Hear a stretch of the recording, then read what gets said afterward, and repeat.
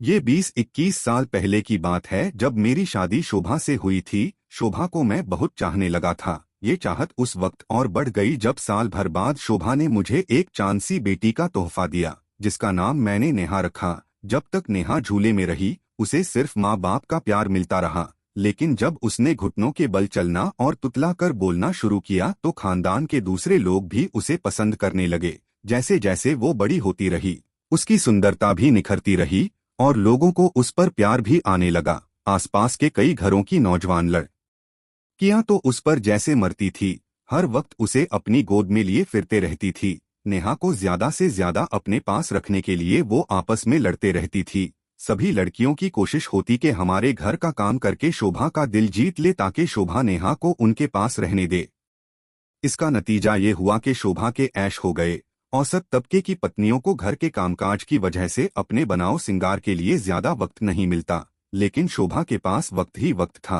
पड़ोस की लड़कियां खाना तक पका जाती थी, बर्तन भी धो देती थी, इसलिए शोभा के लिए इतना ही काम रह गया था कि जब मैं अपना मेडिकल स्टोर बंद करके घर लौटूं तो वो मेरे लिए खाना निकाले या मुझे चाय बना दे, वरना उसका ज्यादातर वक्त तो अपने बनाव सिंगार या नए नए फैशन के कपड़े सिलवाने के लिए दर्जियों की दुकान के चक्कर लगाने में जाता था। शादी के वक्त शोभा की उम्र 20 साल थी, लेकिन जब वो 26 साल की हो गई तब भी वो 20 की ही नजर आती थी। उसके नए नए फैशन के लिबास और उसका मेकअप उसकी असल उम्र छुपा लेता था। वो रोजाना कसरत भी करती थी कि बेडौल ना होने पाए, इसलिए उसका कसा हुआ जिस्म और उसकी दिलकशी देखकर किसी को गुमान भी नहीं हो सकता था कि वो 5 साल की एक बच्ची की माँ होगी। शादी के वक्त मेरी उम्र शोभा से बहुत ज्यादा थी। मैं 28 साल का था। नेहा 5 साल की हो गई तो मैं भी 34 साल का हो गया। एक दिन सुबह जब हम नाश्ता कर रहे थे तो शोभा ना जाने क्यों बार बार मुस्कुरा देती थी। आखिर मुझसे रहा ना गया और मैं पूछ बैठा, क्या बात है, आज इतनी खुश क्यों नजर आ रही हो? उसने कहा, दरअसल मेरी सहेली की एक बात मुझे याद आ रही थी। परसों शाम को जब हम शॉपिंग करने गए थे, वो भी वही शॉपिंग कर रही थी। मेरी नजर तो उस पर नहीं पड़ी थी, लेकिन उसने हमें देख लिया था। कल उससे मेरी मुलाकात हुई तो उसने पूछा था कि मैं किसके साथ शॉपिंग कर रही थी और हमारे साथ बच्ची किसकी थी। उसे मेरे इस जवाब पर बड़ी मुश्किल से यकीन आया कि मैं अपने पति और अपनी बच्ची के साथ थी। मैंने उसे प्यार भरी नजरों से देखते हुए कहा, कोई भी तुम्हें देखकर इस बात पर यकीन नहीं कर सकता कि तुम 5 साल की बच्ची की माँ हो।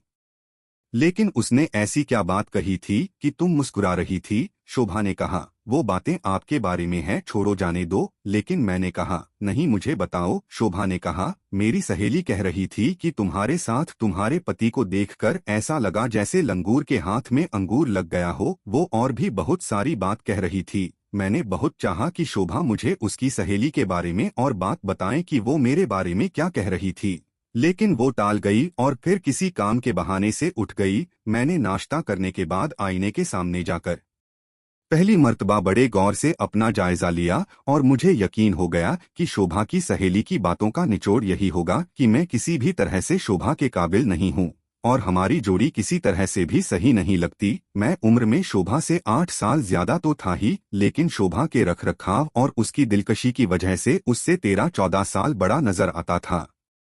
दूसरे, मुझ में ये अच्छी या बुरी आदत भी पैदा हो गई थी कि शादी के बाद मैं अपनी तरफ से बेपरवाह हो गया था। ना मैं अपने कपड़े का ज्यादा ख्याल रखता था और ना ही कभी ये जरूरी समझता था कि वक्त पर सर के बाल कटवा लिया करूं या शेव किए बगैर दुकान पर ना जाया करूं। जबकि सिर्फ इन्हीं 2-3 बातों का ख्याल रखा जाए तो मर्द की पर्सनैलिटी डल नहीं नजर आती। मैंने उसी वक्त फैसला किया कि अब इन बातों का ख्याल रखा करूंगा। अभी तो शोभा अपनी किसी सहेली की बातों से सिर्फ खुश हुई थी, लेकिन ये खदशा था कि इस किस्म की बातें मुसलसल उसके कानों में पड़ने लगेगी तो वो एहसासे कमतरी में मुब्तिला हो जाती। कोई औरत ये नहीं चाहती कि उसका पति दूसरों को बुरा दिखाई दे। अगर उसे अपने पति से मोहब्बत हो तो मैंने स्टोर जाने से पहले शेव कर लिया। हालांकि मैं कल ही शेव कर चुका था। बहुत दिनों से मेरी आदत बन चुकी थी कि एक दिन छोड़कर शेव बनाया करता था। नेहा को गोद में लेकर प्यार करके जब मैं घर से निकलने लगा तो नेहा शोभा की उंगली पकड़े दरवाजे में खड़ी अपने प्यारे प्यारे हाथ हिलाकर मुझे बाय बाय कह रही थी। मेरे जाने के वक्त के 10 मिनट बाद ही उसकी स्कूल बस आ जाती थी, इसलिए वो यूनिफॉर्म पहने हुए थी जिसमें वो मुझे बहुत अच्छी लगती थी। मैं अपने स्कूटर पर बैठकर रवाना हुआ तो मेरे वहम व गुमान में भी नहीं था कि उस दिन मेरी जिंदगी कितने बड़े हादसे से दो चार होने वाली थी। मेरा मेडिकल स्टोर मेरे घर से 8 किलोमीटर के फासले पर था, लेकिन मैं स्टोर खोलने के वक्त से 5 मिनट पहले वहां पहुंच जाया करता था। मेरा एक मुलाजिम वहां मेरा इंतजार करता रहता था। स्टोर मैं ही खोलता था क्योंकि उसकी चाबी मेरे पास होती थी या मेडिकल स्टोर में मेरे पार्टनर राहुल के पास। अगर कभी मेरी तबीयत कुछ खराब होती थी तो मैं राहुल को फोन करता था और मेरी बजाय वो आकर स्टोर खोला करता था।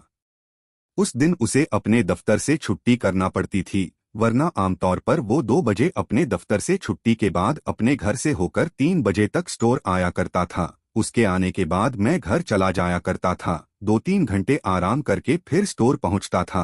11 बजे के करीब मैं और राहुल स्टोर बंद करके अपने अपने घर जाते थे। उस दिन भी मैं रूटीन के मुताबिक राहुल के आने के बाद मेडिकल स्टोर से घर की तरफ रवाना हुआ। जब मैं घर पहुंचा तो शोभा दरवाजे पर ही मेरा इंतजार कर रही थी, लेकिन उसके होठों पर मुस्कुराहट की बजाय आंसू थे और वो हवास बांकता सी नजर आ रही थी। उसकी हालत देखकर मैं भी घबरा गया। शोभा ने मुझे बताया कि नेहा को किसी ने अगवा कर लिया है और उसकी रिहाई के बदले में 2 लाख का तावान मांग रहा है। शोभा रोते हुए मुझे बताने लगी कि 3 बजे के करीब फेरी करने वाले की आवाज सुनकर नेहा अमरुद खरीदने के लिए घर से निकली थी।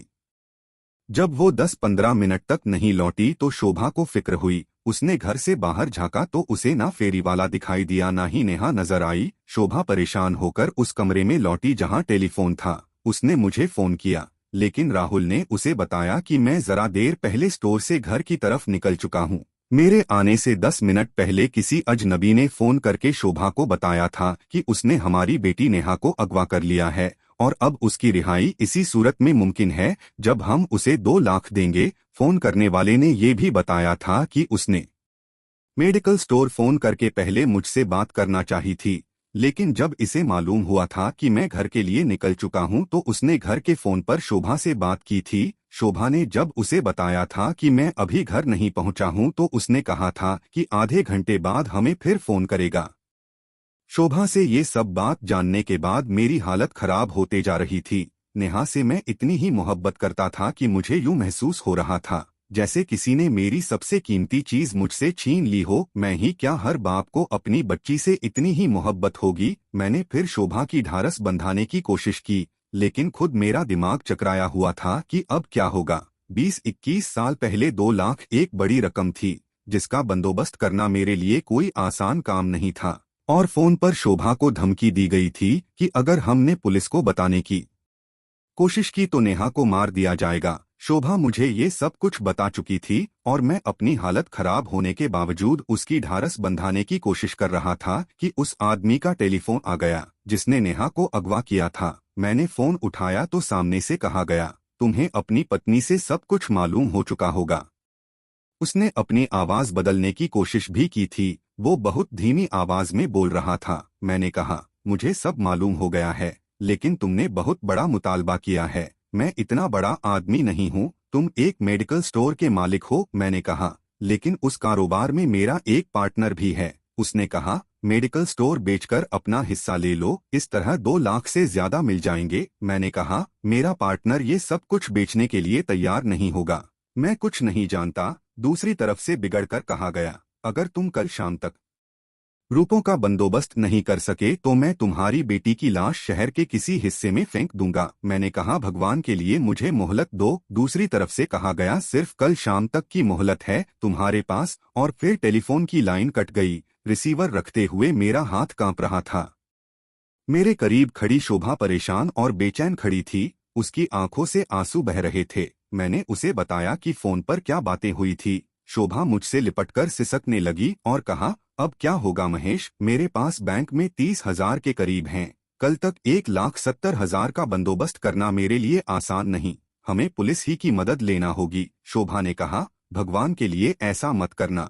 अगर उस जालिम ने मेरी बच्ची को मार दिया तो कसम खाकर कहती हूँ कि मैं भी अपना सर फोड़कर मर जाऊंगी। मैं नेहा के बगैर एक पल भी जिंदा नहीं रह सकती। उस वक्त मेरे एहसासात भी कुछ ऐसे ही थे। पुलिस की बात तो मैंने ऐसे ही कह दी थी, वरना मेरे दिलो दिमाग भी अपनी प्यारी बेटी की जिंदगी दांव पर लगाने के लिए तैयार नहीं थे। शोभा ने कहा, मेरे पास जेवर भी तो है, 20,000 का तो बिक ही जाएगा। मैंने कहा, मैं तुम्हारा जेवर नहीं बेचूंगा, मुझे सोचने दो। मैं दोनों हाथों से अपना सर थाम कर बैठ गया। मैं सर थामे सोचता रहा कि इतने रुपयों का बंदोबस्त किस तरह किया जाए। मेरे जहन में अपने उन जानने वालों के नाम उभरने लगे जिनसे मुझे थोड़ा बहुत कर्ज मिल सकता था। अपने पार्टनर राहुल से भी मुझे बहुत उम्मीद थी। वो एक बहुत हमदर्द इंसान था। अगर उसे मेरी असली कहानी मालूम हो जाती तो वो मेरे लिए बहुत कुछ कर सकता था, लेकिन असल बात मैं उसे नहीं बता सकता था। शोभा मुझे अपनी कसम दे चुकी थी कि मैं नेहा की अगवा की बात किसी को भी नहीं बताऊं, वरना किसी के जरिए से बात पुलिस तक पहुंच जाने का डर है। शोभा की हिम्मत बंधाकर मैं घर से रवाना हुआ। रुपयों का बंदोबस्त करने के लिए मेरे पास बहुत कम वक्त था। उस वक्त 4:30 बजे थे। मेरे जानने वालों में से कुछ लोग अपने घरों पर ही मिल जाते। मैं उनसे मिलने में देर नहीं लगाना चाहता था। रात तक मैंने अपने उन जानने वालों से मुलाकात कर ली जिनसे मुझे कुछ उम्मीद थी। मैंने उन्हें असल बात बताने की बजाय सिर्फ इतना कहा कि मुझे अपना कोई जाति मसला हल करने के लिए कुछ रुपयों की जरूरत है। मुझे किसी से 5,000, किसी से 10,000 मिले और टोटल 45,000 जमा हो गए। 2 लोगों ने अगले दिन का वादा किया। वो इस किस्म के लोग नहीं थे जो गलत वादा करते। इस तरह अगले दिन मेरे पास 80,000 रुपये जमा हो जाते। मेरे पास बैंक में जो 30,000 थे, उन्हें मिलाकर कुल रकम 1,10,000 हो जाती। इसके बाद 90,000 रुपये मजीद दरकार थे और अब मेरी आखिरी उम्मीद सिर्फ राहुल था। मैं स्टोर बंद होने के 15 मिनट पहले ही पहुंच गया। फिर स्टोर बंद करके हम दोनों करीब के एक रेस्टोरेंट पर जा बैठे। मैंने राहुल से कहा, मुझे अचानक खासी बड़ी रकम की जरूरत पड़ गई है। मैं चाहता हूं कि मेडिकल स्टोर बेचकर तुम मेरा हिस्सा मुझे दे दो। राहुल ने हैरत से कहा, कैसी बात कर रहे हो महेश? भगवान के करम से अब तो स्टोर कुछ जमा है। 6 महीने में खासी मजबूत पोजीशन भी हो जाएगी। अब हमें अपने स्टोर का एक अच्छा भविष्य नजर आ रहा है, तो तुम उसे बेचने की बात कर रहे हो? मैंने कहा, मुझे जिस परेशानी से निकलना है उसके लिए मैं अपना भविष्य भी दांव पर लगा सकता हूँ। अच्छी तरह सोच लो महेश, मैं तो एक अच्छी नौकरी भी कर रहा हूँ, लेकिन तुम्हारा आमदनी का जरिया सिर्फ यही मेडिकल स्टोर है। मैंने कहा, मुझे भी इस बात का एहसास है, लेकिन मैं इस वक्त बहुत मजबूर हूँ। तुम्हें कितने रुपयों की जरूरत है? मैंने कहा, जरूरत तो मुझे 2 लाख की थी, लेकिन 45,000 मैं अभी अपने कुछ जानने वालों से कर्ज लेकर आ रहा हूँ। कल और मिल जाएंगे। मेरे बैंक में भी कुछ पैसे हैं। इस तरह अब तक 90,000 की कमी है। राहुल किसी सोच में डूब गया, फिर बोला, कल मैं अपने दफ्तर से छुट्टी कर लेता हूँ, स्टोर मैं खोल लूंगा। तुम रुपयों का बंदोबस्त कर लो, कुछ अपने खर्च के लिए भी बचा कर रखो। 1 लाख का बंदोबस्त मैं किए देता हूँ। जिस वक्त तुम स्टोर आओगे मुझसे ले लेना। मेरी आंखों में आंसू आ गए। राहुल तसल्ली देने वाले अंदाज में मेरा हाथ थपकने लगा और कहा, इंसानों ही पर मुश्किल पड़ती है मेरे दोस्त, और वो इन मुश्किलात से गुजर भी जाते हैं। मुझे नहीं मालूम कि तुम किस मुश्किल में पड़ गए हो, लेकिन मैं इस बारे में कोई सवाल नहीं करूंगा। ये कोई तुम्हारा बहुत ही निजी मामला मालूम होता है, वरना तुम खुद ही बता देते। अब घर जाकर इत्मीनान से सो जाओ और मेडिकल स्टोर बेचने का ख्याल दिल से निकाल दो। मुझे अच्छी तरह याद है, जब हम ये स्टोर खोल रहे थे तो तुमने इससे ढेर सारी उम्मीद बांधी थी। मैंने कहा, उसके बाद भी तो ये स्टोर बेचना पड़ेगा। राहुल ने पूछा, रुपयों का बंदोबस्त हो जाने के बाद क्यों बेचना पड़ेगा? मैंने कहा, इसलिए कि कर्ज मुझे वापस भी तो करना है, और वो इसी तरह हो सकता है कि स्टोर बेचकर मैं अपना हिस्सा ले लूं और अपना सारा कर्ज वापस कर दूं। उसी में से 1 लाख तुम्हारा भी लौटा दूंगा। फिलहाल ये भूल जाओ कि तुमने कर्ज लिया है। तुमने जिन लोगों से कर्ज लिया है उनसे मुझे मिला देना, मैं उनसे बात कर लूंगा। भगवान ने चाहा तो स्टोर की ही आमदनी से हम उनका कर्ज अदा कर देंगे, और जब मुनासिब वक्त आएगा तो मैं भी अपना 1 लाख रुपया तुमसे ले लूंगा। राहुल की इन हमदर्दी भरी बातों से मेरी आंखों से बाकायदा आंसू बहने लगे। राहुल ने किसी न किसी तरह मुझे संभाला और घर रवाना किया। शोभा को मैंने उसी हालत में पाया जिसमें छोड़कर गया था। मैंने उसे रुपयों का बंदोबस्त हो जाने के सिलसिले में सारी बात बताई तो उसकी भी उम्मीद बंधी होगी, लेकिन उस रात हम दोनों पति पत्नी सो ना सके। मैं सोचता रहा कि जब मुझे नींद नहीं आ रही है तो शोभा कैसे सो सकती है? वो तो माँ है, और दुनिया की कोई भी माँ या बाप सुकून से नहीं सो सकता अगर उनकी बेटी अगवा हो चुकी हो। ना जाने मेरी प्यारी बच्ची किस हाल में होगी। इस सवाल का दर्द मेरे सारे वजूद में फैला हुआ था। दूसरे दिन मैं 9 बजे के करीब घर से रवाना हुआ। और जब मैं 1 बजे के करीब घर लौटा तो 2 लाख मेरे पास थे। शोभा ने बताया थोड़ी देर पहले उसका फोन आया था, वो रकम के बारे में पूछ रहा था। मैंने उसे बता दिया कि रकम का बंदोबस्त हो जाएगा। 2 घंटे बाद वो फिर फोन करेगा और आपको बताएगा कि रकम कहाँ और किस तरह पहुंचाना है। 3 बजे उसका फोन आ गया। मैंने उससे बात की और उसे बताया कि रुपयों का बंदोबस्त हो गया है। उसने कहा वो रुपए देकर तुम अपनी पत्नी को सदर बाजार भेज दो, वो सीधे चलते हुए फुटपाथ से आगे बढ़ना शुरू करे। रास्ते में किसी जगह भी मैं उससे मिल जाऊंगा। तुम्हारी बच्ची मेरे साथ होगी जो तुम्हारी पत्नी के हवाले कर दी जाएगी, लेकिन अगर तुम्हारी पत्नी रुपया लेकर नहीं आई और बच्ची को हासिल करना चाहा तो मेरा इशारा मिलते ही मेरे 2 साथी एक कार से तुम्हारी बच्ची और बीवी पर गोली चला देंगे। मैंने कहा मैं खुद रुपए लेकर आ जाता हूँ, लेकिन उसने सख्ती से मना कर दिया और कहा कि मर्द ज्यादा चालाक बनने की कोशिश करते हैं, लेकिन चालाकी दिखाकर तुम जिंदा तो नहीं बच सकोगे। लेकिन मुझे किसी की जान लेने से कोई दिलचस्पी नहीं है, मुझे सिर्फ पैसे चाहिए। अगर तुमने चालाक बनने की कोशिश की और अपनी पत्नी के पीछे पीछे आए तो जिंदगी भर के लिए अपनी बेटी से महरूम हो जाओगे। ठीक 1 घंटे बाद तुम्हारी पत्नी सदर बाजार पर होना चाहिए।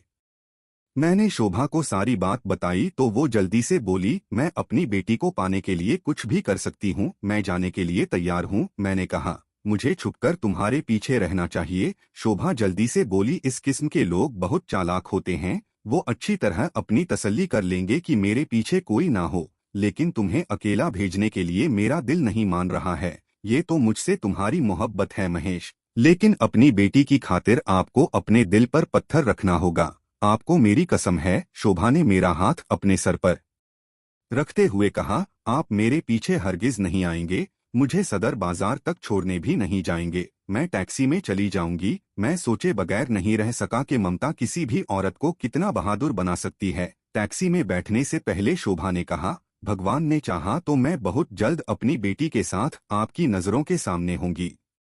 उसे रुखसत करते वक्त तुम मेरा दिल मेरे सीने में जैसे बैठा जा रहा था। जब टैक्सी नजरों से ओझल हो गई तो मैं बोझल कदमों से घर की तरफ लौटा। मैंने अपनी घड़ी पर नजर डालते हुए सोचा भी था कि शोभा को कितने बजे तक वापस आ जाना चाहिए। उस वक्त एक एक लम्हा मेरे लिए जैसे एक पहाड़ था। वो लम्हे ऐसे गुजर रहे थे जैसे सदियां गुजर रही हों।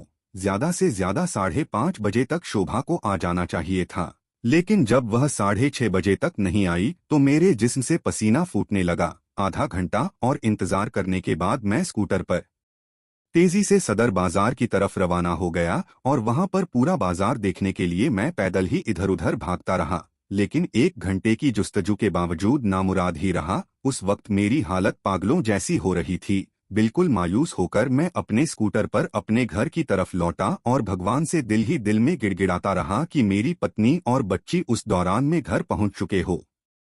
लेकिन ऐसा नहीं हुआ और पहली मर्तबा मेरे जहन में ख्याल आया कि नेहा को अगवा करने वाले ने शोभा को भी अगवा कर लिया होगा, क्योंकि मैं ये पहले ही बता चुका हूँ कि शोभा अपने रखरखाव की वजह से अपनी उम्र से कम और बहुत सुंदर नजर आती थी। मैंने स्कूटर संभाली और सीधा अपने मेडिकल स्टोर पहुंचकर राहुल से मिला और उससे लिपटकर फूट फूट कर रोने लगा।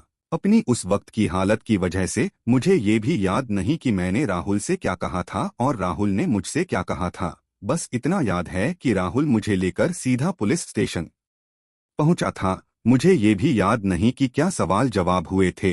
रिपोर्ट दर्ज कराने से कुछ हासिल नहीं हो सका। ना शोभा मिली और ना नेहा मिली। मेरी जिंदगी किसी सहरा की तरह वीरान हो गई। मेडिकल स्टोर जाना तो क्या मैंने घर से निकलना ही छोड़ दिया। हर वक्त कमरे में पड़ा वीरान नजरों से छत को ताकता रहता। कभी दरवाजे पर दस्तक होती तो शोभा और नेहा को पुकारता हुआ दरवाजे की तरफ दौड़ पड़ता, लेकिन उस वक्त झिंझला जाता जब किसी पड़ोसी की शक्ल नजर आती जो मुझसे हमदर्दी जताने आता था। फिर मेरे चिड़चिड़ेपन की वजह से लोगों ने मेरे घर आना ही छोड़ दिया। कभी कभी मेरे कुछ दोस्त आ जाया करते थे। राहुल को बहुत कम फुर्सत मिलती थी, लेकिन वो रोजाना कुछ न कुछ वक्त निकालकर मेरे पास जरूर आता था और मेरे खाने पीने का ख्याल रखता था, वरना शायद मैं कई कई वक्त खाना नहीं खाता। राहुल अपनी नौकरी के साथ मेडिकल स्टोर किस तरह चला रहा था ये उसने मुझे नहीं बताया और ना मुझे ये होश था कि उससे पूछता। 1 महीना तो मैंने इसी दीवानगी में गुजारा, लेकिन राहुल के मुसलसल समझाने से मेरी हालत में कुछ सुधार आना शुरू हुआ। पूरे 1.5 महीने बाद मैं एक दोपहर को घर से निकला और एक तरफ बढ़ता चला गया। कुछ ही फासले पर एक छोटी सी दुकान थी जहां औरतों की जरूरत के अलावा बच्चों के खिलौने भी मिलते थे। शोभा और नेहा अक्सर उस दुकान पर आया करती थी। उस दुकान का सुंदर नौजवान मालिक आशीष भी नेहा को इतना ही पसंद करता था जिस तरह मोहल्ले की बहुत सी लड़कियां नेहा को पसंद करती थी। नेहा कभी किसी लड़की के साथ उस दुकान पर आ जाती थी तो पैसा दिए बिना भी कोई खिलौना ले जाती थी जिसकी कीमत बाद में शोभा या मैं दे दिया करते थे। मैं उस दुकान के पास रुक गया। उस वक्त वहां कोई ग्राहक नहीं था। मैंने आशीष से पूछा, कैसे हो आशीष? उसने कहा, मैं ठीक हूँ महेश साहब, इतने दिन बाद आपको देखकर बहुत खुशी हो रही है। मेरी नज़र खिलौनों की अलमारी पर जमी हुई थी लेकिन मैं कल्पना में सिर्फ नेहा को देख रहा था। आशीष ने कहा, ये खिलौने देखकर मेरा दिल भी दुखता है। जिस तरह आपको कुछ याद आ रहा है वैसे ही हालत मेरी भी होती है। ये खिलौने में दुकान से हटा ही देता अगर दुकान बंद करने का फैसला ना कर लिया होता। मैंने उससे पूछा, दुकान क्यों बंद कर रहे हो? आशीष ने कहा, आप तो जानते ही हैं, मैं कारोबार करने के लिए गुजरात से यहाँ आया था लेकिन कोई फायदा नहीं हुआ। जितनी छोटी सी दुकान खोली थी इतनी ही आज भी है, बल्कि माल कुछ कम ही हो गया है, इसलिए अब वापस गुजरात जाने का इरादा है। घर वालों से दूर रहकर भी कुछ हासिल नहीं हुआ तो वापस जाकर घर वालों के साथ ही क्यों ना रहूं, वही जाकर अब कोई भी दुकान खोलूंगा। मैं आपको खत जरूर लिखूंगा। वैसे आप मेरे खत का जवाब दे या ना दें, लेकिन अगर नेहा और शोभा मिल जाए तो मुझे जरूर बता देना। कम से कम एक बार तो मैं नेहा को देखने जरूर आऊंगा। फिर मैं उसकी दुकान से वापस आ गया। मैंने सोचा राहुल अकेला मेडिकल स्टोर किस तरह संभाल रहा होगा। मैं घर की तरफ पलटा, स्कूटर ली और मेडिकल स्टोर पहुंच गया। राहुल वहां मौजूद था। वो मुझे देखकर खुश हुआ। मैंने उससे कहा, कल से मैं ही स्टोर खोला करूंगा। राहुल बहुत खुश हो गया और कहा, ये तो और भी अच्छी बात है। दूसरे दिन से मैंने मेडिकल स्टोर पर बैठना शुरू कर दिया, लेकिन मुझ में पहले जैसी बात नहीं रही थी। सारा काम नौकर ही किया करते थे। जिन लोगों से मैंने कर्ज लिया था वो इन 2 महीने में मुझसे मिलने के लिए आते रहे थे, मगर कभी किसी ने कर्ज की वापसी का तकाजा नहीं किया था। मैं ये समझा था कि मेरी हालत की वजह से किसी ने तकाजा करना मुनासिब नहीं समझा था, लेकिन जब मैंने मेडिकल स्टोर पर कुछ दिन गुजारे तो मुझे मालूम हो गया कि राहुल ने उन सब से बात कर ली थी और सबके कर्ज की महीने की किस्त बांध दी थी। क्योंकि वो सारा रुपया मेरी जिंदगी की एक ट्रेजेडी में बर्बाद हुआ था, इसलिए किसी ने भी कर्ज की वापसी के लिए ज्यादा फोर्स नहीं किया। राहुल का ये ख्याल भी ठीक था कि अब मेडिकल स्टोर के चमक जाने के दिन थे। 1 साल में ही इतनी तरक्की हुई के बराबर की एक दुकान खाली होने पर वो खरीद ली गई और मेडिकल स्टोर बड़ा कर लिया गया। साल पर साल गुजरते चले गए। मैं बिल्कुल मायूस हो चुका था कि अब कभी अपनी पत्नी और बेटी को नहीं देख सकूंगा। मैं यही सोचता रहता था कि भगवान जाने उन पर क्या गुजरी होगी। राहुल की मेहनत से इतनी तरक्की हुई कि 5 साल बाद शहर में 2 मेडिकल स्टोर और बना लिए गए, जिसके बाद राहुल ने अपनी नौकरी छोड़ दी और 6 साल गुजरने के बाद होजरी का एक कारखाना भी बना लिया गया। इन सारे मामलात में मैं एक्टिव नहीं था, लेकिन राहुल ने मुझे कभी एहसास नहीं होने दिया कि मैं उसका पार्टनर नहीं हूँ। होजरी का कारखाना हो या तीनों मेडिकल स्टोर, मैं सब में बराबर का शरीक था। मेरे मुनाफे की रकम राहुल खुद मेरे अकाउंट में जमा कराता रहता था। जब उसने अपने लिए एक खूबसूरत बंगला बनाया तो उसकी ख्वाहिश थी कि मैं भी ऐसा ही करूं, लेकिन मैं ये कहकर टाल गया कि मुझ अकेली जात के लिए इतने बड़े मकान की जरूरत नहीं और मेरी तमन्ना भी इसी मकान में रहने की थी, जिससे मेरी पत्नी और बेटी की यादें जुड़ी हुई थी। लेकिन जब राहुल ने कार खरीदी तो जिद करके मुझे भी एक कार दिलवा दी। इतने बरस गुजर जाने के बाद मेरी हालत काफी बेहतर हो गई थी, इसलिए राहुल ने मेडिकल स्टोर मुझे संभालने को दे दी और खुद होजरी के कारखाने की जिम्मेदारी संभाल ली। उस हादसे के 2 साल बाद ही राहुल ने ये भी चाहा था कि मैं दूसरी शादी कर लूं, लेकिन मेरी तबीयत दुनिया से उचाट रहने लगी थी। शादी से मुझे क्या दिलचस्पी होती। कार खरीद लेने के बाद जब मेरी तबीयत ज्यादा उचाट रहती और मेरे पास कुछ वक्त भी होता तो मैं किसी वीरान इलाके की तरफ लॉन्ग ड्राइव पर निकल जाता। कभी साहिल के किनारे कई कई घंटे बैठा रहता, कभी चाय पीने के लिए किसी होटल में रुकता तो चाय पीकर भूल ही जाता कि कहाँ हूँ। 2-2 3-3 घंटे होटल ही में गुजर जाते। एक दिन ऐसा ही इत्तेफाक हुआ कि मैं एक बड़े होटल में बैठा हुआ चाय पी रहा था कि दो मेजों के फासले पर बैठी हुई एक नौजवान लड़की को देखकर चौंक पड़ा। मैं इसलिए चौंका था कि उस लड़की में मुझे अपनी प्यारी बेटी नेहा की सूरत नजर आ रही थी। 11 साल का अरसा बहुत ज्यादा होता है और 4-5 साल के बच्चे तो इतने दिनों में बहुत बदल जाते हैं, लेकिन वो लड़की मुझे नेहा ही लग रही थी। जीन्स शर्ट और ऊंची एड़ी की सैंडल, मेकअप और हेयर स्टाइल के वजह से वो बहुत अल्ट्रा मॉडर्न नजर आ रही थी।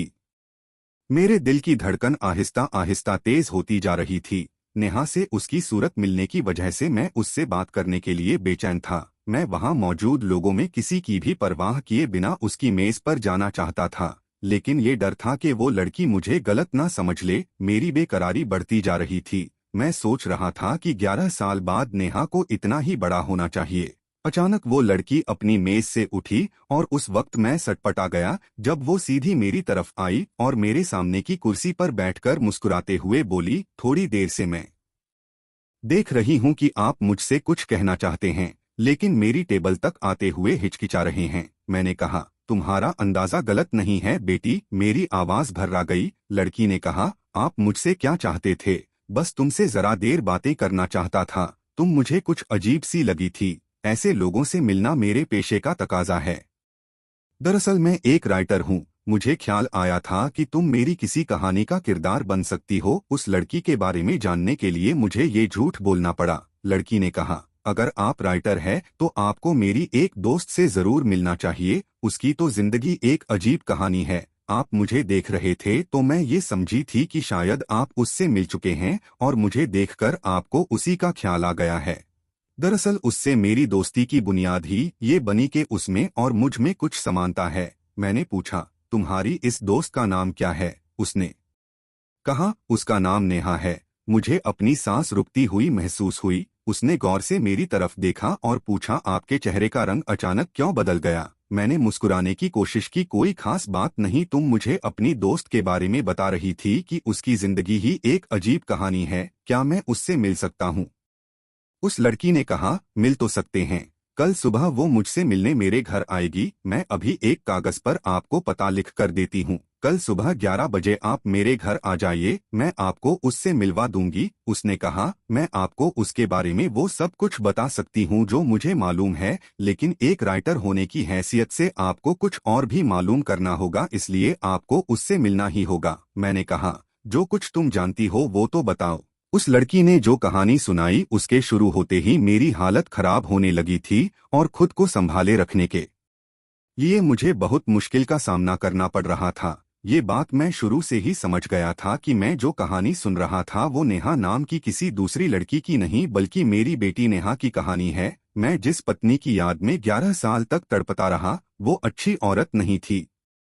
उसने मुझसे ना सिर्फ बेवफाई की थी बल्कि मुझे बहुत बड़ा धोखा भी दिया था। नेहा अगवा तो वाकई हुई थी, लेकिन उस सारी साजिश में शोभा का भी हाथ था। लेकिन उसने अपनी अदाकारी से मुझे ये यकीन दिला दिया था कि वो भी अपनी बेटी के लिए बुरी तरह तड़प रही थी। हालांकि उसे मालूम था कि नेहा आशीष के पास थी, उसी दुकानदार के पास जिसने मुझसे बड़े जज्बाती अंदाज में बातें की थी और कहा था कि अपने शहर जाकर मुझे खत जरूर लिखा करेगा और नेहा के मिल जाने पर उससे कम एक बार जरूर मिलने आएगा। लेकिन उसने मुझे कभी खत नहीं लिखा था। अब मुझे मालूम हुआ था कि मुझे खत लिखने की उसे जरूरत ही नहीं थी। सारा किया धरा ही उसका और शोभा का था। क्योंकि आशीष की माली हालत अच्छी नहीं थी, इसलिए मुझसे 2 लाख हासिल करने का मंसूबा बनाकर नेहा को अगवा किया गया था। 5 साल की नेहा जब स्कूल से घर आई थी तो शोभा ने कोई चीज मंगाने के लिए उसे आशीष की दुकान पर भेजा था। उस वक्त आशीष की दुकान बंद थी। नेहा जब वापस आने लगी तो आशीष उसे एक गली में मिल गया। वो टैक्सी में था। उसने नेहा को अपने साथ बिठा लिया और उससे कहा कि उसके घर पर उतार देगा। नेहा उसको जानती थी, इसलिए खुशी खुशी टैक्सी में बैठ गई। फिर नेहा को एहसास ही नहीं हो सका कि उसके साथ क्या हुआ था, क्योंकि उसके होश हवास चले गए थे। जब होश में आई तो उसने खुद को एक ऐसे कमरे में पाया था जो उसके लिए अजनबी था। वो घबरा कर रोने लगी थी। आशीष ने उसे बताया कि टैक्सी में अचानक उसकी तबीयत खराब हो गई थी, इसलिए उसे डॉक्टर के पास ले गया था और फिर अपने घर ले आया है। आशीष ने उसकी बात शोभा से कराई। शोभा ने उसे समझाया कि वो कुछ वक्त अपने अंकल आशीष के घर गुजारे और आराम करे। जैसे ही उसके पापा घर आएंगे वो उनके साथ आशीष के घर उसे लेने आ जाएगी। शोभा से बातें करके नेहा की घबराहट कुछ दूर हुई। दूसरे दिन शाम तक आशीष उसे किसी न किसी तरह बहलाता रहा। कभी कभी वो टेलीफोन पर शोभा से उसकी बात भी करा देता था। शोभा उसे बहाने से आशीष के पास रुकने का कहा करती थी और फिर दूसरे दिन शाम को उसके पास खुद पहुंच गई। उसने नेहा को बताया कि उसके पापा एक बहुत बुरे आदमी हैं जो उन दोनों को छोड़कर चले गए हैं, इसलिए अब उन दोनों को आशीष के ही साथ रहना है।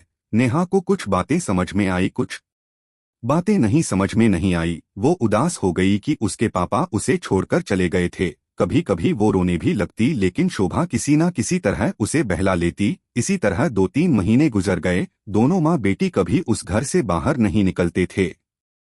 उसके बाद एक रात वो दोनों आशीष के साथ घर से निकलकर रेलवे स्टेशन पहुंचे और वहां से वो तीनों गुजरात चले गए। गुजरात में एक घर का बंदोबस्त आशीष ने पहले ही कर लिया था। यहाँ तक की कहानी सुनते हुए मैंने सोचा कि आशीष ने 2-3 महीने की देरी इसलिए की होगी कि मामला ठंडा पड़ जाए, तभी वो शोभा और नेहा को लेकर इस शहर से निकलता। आशीष ने वहां बाजार में स्टेशनरी की बहुत बड़ी दुकान खोली थी। जो 2 लाख शोभा मुझसे ले गई थी वो भी इसी के काम आए थे। एक लेडी टीचर का बंदोबस्त किया गया जो घर आकर नेहा को पढ़ाया करती थी। उस घर में उनका 1 साल बड़ा सुकून से गुजरा। शोभा और आशीष के बीच क्या संबंध है उसे समझना 5-6 साल की नेहा के लिए मुमकिन नहीं था। 1 साल बाद उस घर का सुकून बर्बाद होने लगा। आशीष ने शराब पीना शुरू कर दी थी। कभी कभी वो शोभा को मारने पीटने भी लगता था। नेहा उस वक्त सिर्फ इतना समझ सकी थी कि आशीष उसकी मां को किसी काम के लिए मजबूर कर रहा था और वो मान नहीं रही थी, इसलिए वो उसे बहुत मारता था, लेकिन आखिरकार उसे मानना ही पड़ा। और फिर उसकी मारपीट बंद हुई। हर रात आशीष के साथ कोई ना कोई आदमी आने लगा। वो शोभा के साथ आशीष के बेडरूम में होता था और नेहा को आशीष अपने साथ दूसरे कमरे में सुला लेता था। दिन इसी तरह गुजरते रहे। नेहा कभी कभी माँ को चुपके चुपके रोते हुए देखा करती थी तो वो खुद भी उसके साथ रोने लगती थी, लेकिन वो समझ नहीं पा रही थी कि ये सब कुछ क्या हो रहा है। फिर कुछ साल बाद उसकी समझ में ये बात आ गई कि आशीष ने उसकी माँ को एक पेशावर औरत बना दिया था। शोभा ने जो कुछ किया था वो उस पर शर्मिंदा रहने लगी थी। उसने रो रो कर नेहा को भी बता दिया था कि उसने मुझसे पीछा छुड़ाने और आशीष को अपनाने के लिए क्या हरकत की थी।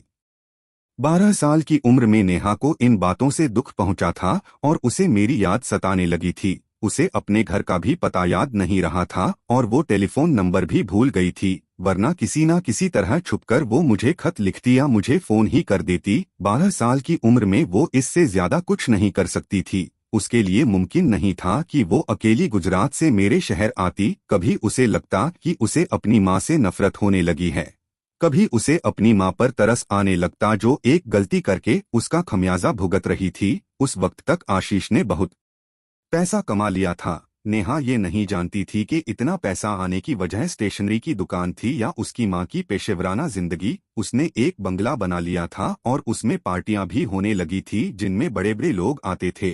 उनमें फैशनेबल औरतें लड़कियां भी होती थीं। शराब की महफिल के साथ डांस का भी दौर चलता था। इन पार्टियों में शामिल होने के लिए नेहा को भी अल्ट्रा मॉडर्न बना दिया गया था। उसके लिए नए फैशन के लिबास सिलवाए गए थे। उसे स्कूल में शिक्षा नहीं दिलाई गई थी, लेकिन घर पर ही इतना पढ़ाया गया था कि उसे अच्छी खासी अंग्रेजी आ गई थी और पार्टियों में शामिल होने की वजह से वो बहुत ही अच्छी अंग्रेजी बोलने लगी थी। 15 साल की उम्र में नेहा को इन पार्टियों का मकसद समझ में आने लगा। बड़े बड़े अय्याश लोगों से संबंध बढ़ाकर आशीष अपने भविष्य को ज्यादा से ज्यादा आसान बना रहा था। उन पार्टियों में शामिल होने वाली औरतें और लड़कियां भी उसी किस्म की होती थी। उसी पार्टी में नेहा की मुलाकात एक कॉल गर्ल से हुई थी। उसका नाम सीमा था। सीमा को एक फिल्म प्रोड्यूसर फिल्मों में हीरोइन बनाने का लालच देकर लाया था, लेकिन अब वो मायूस हो चुकी थी। प्रोड्यूसर उसे सिर्फ अपना खिलौना बनाए रखना चाहता था। वो अब वापस मुंबई जाने के बारे में सोच रही थी। नेहा ने उससे कहा कि जब वो मुंबई जाए तो उसे अपना पता जरूर दे जाए। इन्हीं दिनों शोभा बीमार रहने लगी। उसकी सेहत इतनी गिर गई कि पार्टियों में शरीक होना भी उसके लिए मुमकिन नहीं रहा। लेकिन आशीष की जिद पर नेहा को पार्टियों में शामिल होना पड़ा। उसने महसूस कर लिया कि आशीष अब उसकी माँ की जगह उसे अपना आमदनी का जरिया बनाना चाहता है, लेकिन उसके दिलो दिमाग इस घिनौनी जिंदगी को अपनाने के लिए तैयार नहीं थे जिसका सपना आशीष देख रहा था। वो शिद्दत से सोचने लगी थी कि इस माहौल से किस तरह निजात हासिल करे। वो मुंबई जाकर अपने बाप को तलाश करना चाहती थी। उसके पास इतना रुपया भी नहीं था कि वो आसानी से मुंबई जा सकती। सीमा उसका रहने का कुछ कर सकती थी, शायद अपने फ्लैट में भी रख लेती। वो कॉल गर्ल जरूर थी, लेकिन वो अपनी जिंदगी से उकता चुकी थी। बातों बातों में उसने कहा था कि वो अच्छी बीवी बनकर घरेलू जिंदगी गुजारना चाहती है, लेकिन उसे उम्मीद नहीं थी कि कोई उसे पत्नी की हैसियत से कबूल करे। इन्हीं दिनों शोभा की हालत अचानक इतनी ज्यादा बिगड़ी कि डॉक्टर उसकी जिंदगी बचाने में नाकाम रहे। नेहा को माँ से अब ज्यादा मोहब्बत नहीं रही थी, लेकिन माँ तो माँ होती है। नेहा को उसके मरने कर दुहक हुआ था, फिर अचानक किस्मत के देवी नेहा पर मेहरबान हो गई। माँ के मरने के कुछ दिनों बाद ही आशीष के किसी दुश्मन ने आशीष को कत्ल कर दिया। मामला किसी लड़की का था।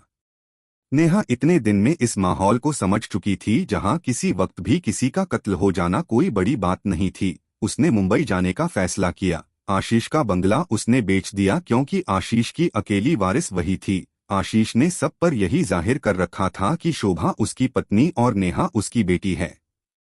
बंगला बेचकर वो फौरन मुंबई आ गई। पहली फुर्सत में वो सीमा से मिली और उसे अपनी जिंदगी की सारी कहानी सुना दी। वो चाहती थी कि सीमा उसके बाप को तलाश करने में उसे कोई मशवरा दे, लेकिन वो डर भी रही थी कि शायद सारे हालात जानने के बाद उसका बाप उसे कबूल ना करे और वो इसकी ये बात को सच ना माने कि उसकी बेटी इस गंदगी में मुलविस होने से साफ बच गई थी। सीमा ने उसे तसल्ली दी और कहा कि अपने बाप की तलाश के लिए उसे शहर के सारे मेडिकल स्टोर को देखना पड़ेगा। नेहा को मेडिकल स्टोर का नाम या उस इलाके का पता कुछ याद नहीं था, लेकिन इतना जरूर याद था कि उसके पिता की मेडिकल स्टोर है। मुंबई आए हुए नेहा को 20 दिन हो चुके थे। उसने कार खरीद ली थी। वो कभी कभी सीमा के साथ शहर के अलग अलग हिस्सों में घूम रही थी, लेकिन अब तक कोई ऐसा मेडिकल स्टोर नहीं दिखाई दिया था जहां उसे अपने पिता नजर आते। मैं रात भर बेचैनी से करवटें बदलते हुए सोच रहा था कि मैं मेडिकल स्टोर की निगरानी करता हूँ, वहां बैठता तो नहीं हूँ।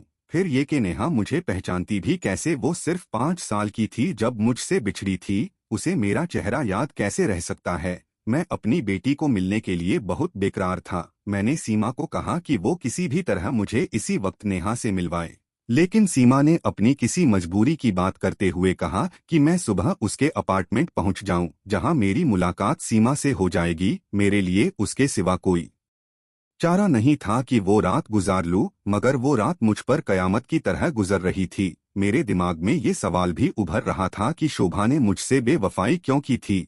क्या सिर्फ इसलिए कि मैं खुद को स्मार्ट रखने की कोशिश कभी नहीं करता था और उसकी कोई दोस्त उससे कुछ इस किस्म की बात कर चुकी थी कि मैं उसके साथ हूर के साथ लंगूर की तरह नजर आता हूँ।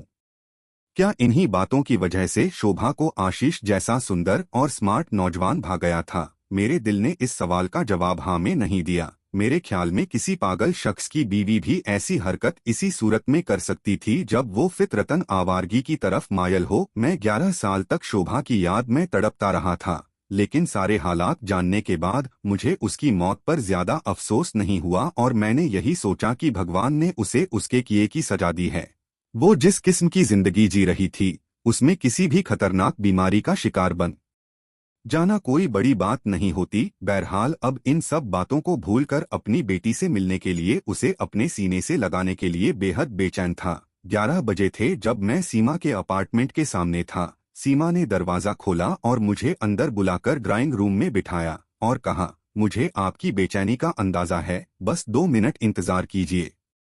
नेहा किचन में है, उसे कॉफी पीने का बहुत शौक है और मुझे उसके हाथ की बनाई हुई कॉफी अच्छी लगती है। आपको अपना वादा याद है न? कल होटल से निकलते वक्त आपने बताया था कि यहाँ के कई बड़े मेडिकल स्टोर्स के मालिकों को आप जानते हैं, जिनसे आपको मालूम हो सकता है कि महेश नाम के आदमी का भी शहर में कोई मेडिकल स्टोर है। मैंने कहा, मैंने मालूम कर लिया है, मैं नेहा को उसके पिता से मिला दूंगा। सीमा ने कहा, लेकिन नेहा तो इस बात से डर रही है कि उसके पिता उसके बयान पर यकीन भी करेंगे या नहीं। मैंने कहा, मुझे उस पर पूरा यकीन है, मैं ही उसका बाप हूँ बेटी, मैं ही महेश हूँ। उसी वक्त आहट हुई तो मैंने जल्दी से किचन के दरवाजे की तरफ देखा। एक लड़की छोटी सी ट्रे में कॉफी के कप लिए हुए अंदर आई थी। मैंने कहा, ये तो मेरी बेटी नेहा नहीं हो सकती। सीमा ने कहा, आपकी बेटी तो मैं हूँ पापा।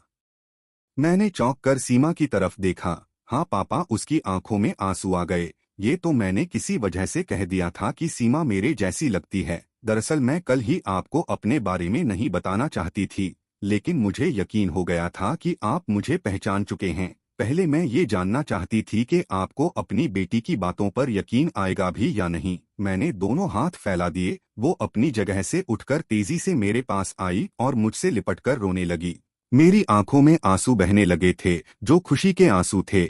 मुझे अपनी इस आपबीती पर किसी अफसाने का गुमान होता है कि मेरी बिछड़ी हुई बेटी 11 साल बाद मुझे किस तरह मिली। कुदरत ही हम बाप बेटी को मिलाना चाहती थी, वरना हम एक ही होटल में कैसे आमने सामने होते। ये शायद खून की तासीर हो कि 5 साल की उम्र में बिछड़ जाने वाली बच्ची ने 11 साल बाद भी अपने बाप को पहचान लिया था। इस वक्त जब मैं ये मेरी कहानी बता रहा हूँ, नेहा मेरे लिए कॉफी की प्याली संभाले मेरे पास खड़ी मुझसे कह रही है, बस अब पेन रख दूं और कॉफी पीऊं। मेरी प्यारी बेटी वाकई बहुत अच्छी कॉफी बनाती है। ये मेरे लिए सिर्फ बेटी नहीं, एक नई जिंदगी भी है।